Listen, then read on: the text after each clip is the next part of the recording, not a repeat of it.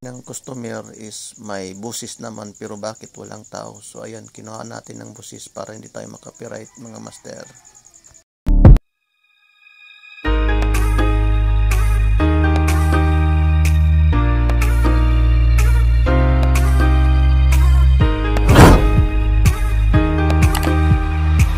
Ayan mga master, dahil may power shop pero walang display pero may busis. So ayan, diretso na namin tinanggal yung LCD panel.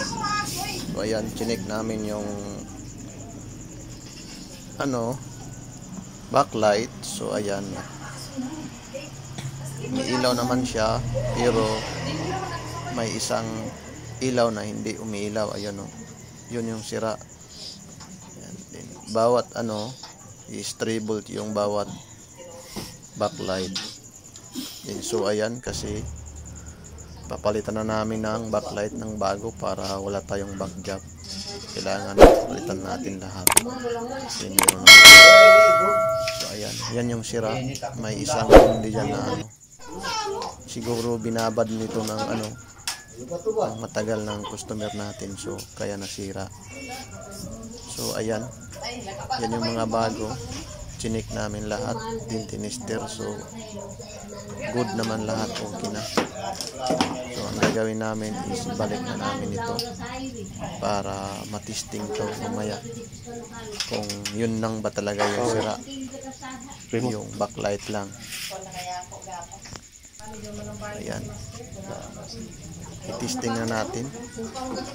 So ayan, meron kasama na yung board kasi kanina backlight tester. So ngayon naman ang gagawin namin, ibabalik na namin. So sa pagbalik ng LCD panel, kailangan dandahan lang kasi masilan yan. Pag nakrack yan, wala na. Bibili na tayo ng bago pag ganyan. Kasi mahal yung LCD panel. 3 months. Masilan yan, kaya dandahan lang pag nagbalik at nagtanggal. So ayan, ibabalik na natin to lahat ng mga connection para na natin to Ma-repair naman na to. may kabit ng maayos at tingnan ng display kung yun lang talaga yung problema niya. So ayan, maya maya pagkatapos. So ayan na. Ayan, may display na siya. So ayan, ibalik natin dun sa lagayan. So ayan, kung makikita natin, may display na siya. Kinuhaan natin ng busis para hindi tayo ma-copyright. Yan. Andyan pala yung mga customer natin. Yan, sila ni ma'am, si sir, at yung mga anak niya. So, ayan. Makapanonood na sila nito. Din, yung warranty namin dito is 3 months. Basta yung backlight lang yung problema. So, ayan. Pagkatapos yan, pina-snack na kami ng aming customer. So hanggang dito na yung video. Peace out. Sana may natutunan kayo kung paano i-repair. God bless.